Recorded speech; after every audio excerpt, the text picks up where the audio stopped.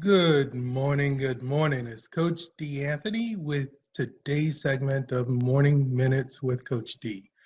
And the topic for today is the definition of insanity. So, Einstein had a pretty interesting definition of insanity.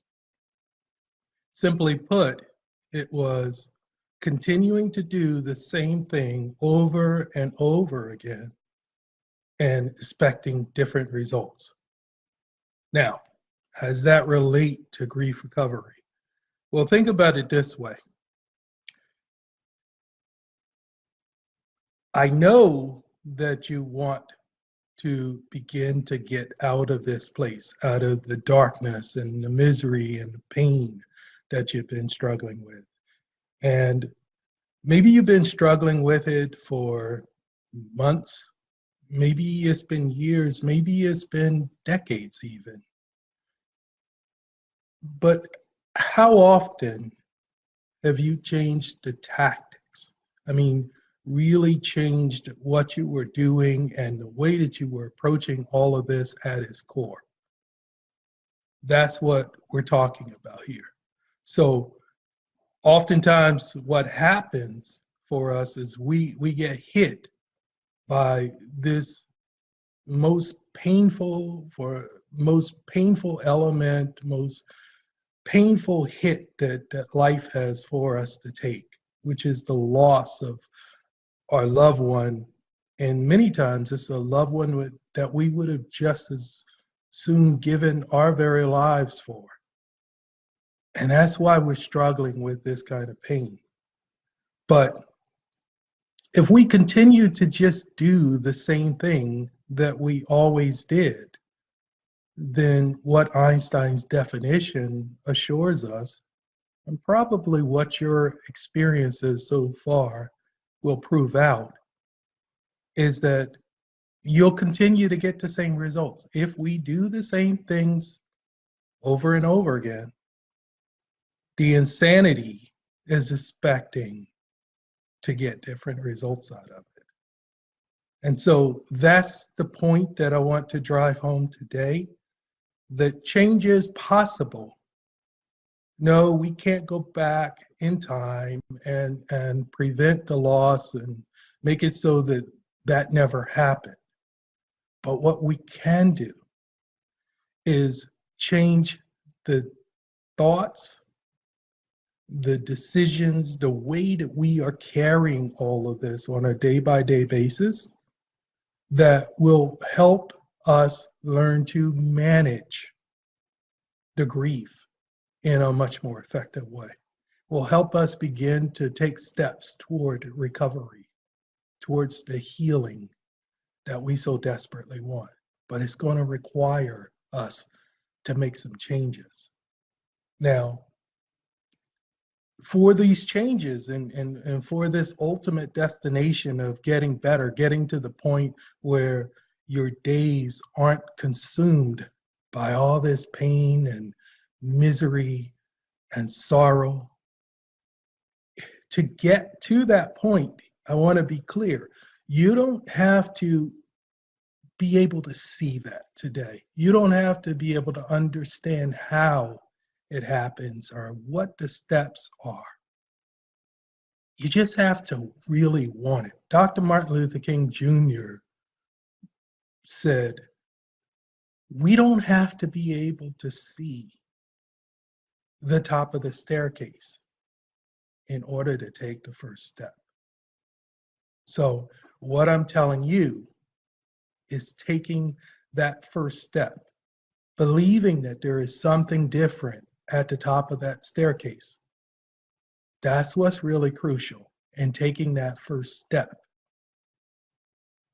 is how we begin to put ourselves on a path of getting there. Believing that things can get brighter on a day-by-day basis is that first step. And getting the help that you need, whatever help that might be, to begin to make those changes, to begin to move in that direction. That's what we're really talking about here. So to drive the point home even further, I want to share a story that I came across, a sort of humorous but pretty profound little anecdote that I came across along the way. It involves a young man, and he's walking, and he walks past this porch that has an older gentleman sitting there, and the dog is laying on the porch, and the dog is just a moaning. And so he backs up and he asks, excuse me, sir, is that your dog laying there moaning like that? And the older gentleman says to him, yeah, ain't nothing but he laying on a nail, that's all. And so the younger man says, well, why doesn't he get off the nail? To which the older gentleman responds, well, now, I guess it ain't hurting him that bad now, is it?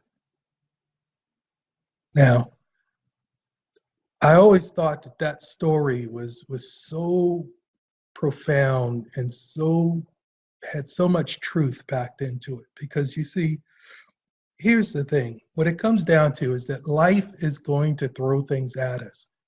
Some of those things are going to be good, but some of those things are going to be bad. Some of those things are going to bring adversity into our lives, and it's going to hurt us at different levels. Well, one of the biggest hurts of all is that loss and that pain of losing someone that we really care about. But the question is still the same for all the adversities that come in our lives. Now that we got hit, well, what are we going to do about it? And so for that dog has a choice whether he realizes or not. He can continue to lay on that nail and continue to hurt, or he can do something to begin to get off the nail. And I'm here to tell you that the choice is the same for you. We cannot erase the loss of our loved one, but we do have a choice of whether we decide to begin to take those steps that is going to move us out of this constant, overwhelming pain and misery, that's going to move us to a space where, sure, there will be sadness and there will be tears from time to time, and milestones will hurt, but they won't overwhelm us. Not on a day-by-day basis, and not on birthdays, or we've got the holidays coming up, for instance, Christmas and Thanksgiving don't have to be as painful as they continue to be if you begin to learn how to handle this, to manage this, to deal with all this in a better way. So when you're ready to start taking some steps forward, just know that a pathway is there. So with that, I'm going to encourage you, as I always do, to leave whatever comments, perspectives, experiences, questions that you might have on this or any other topic below. Engage.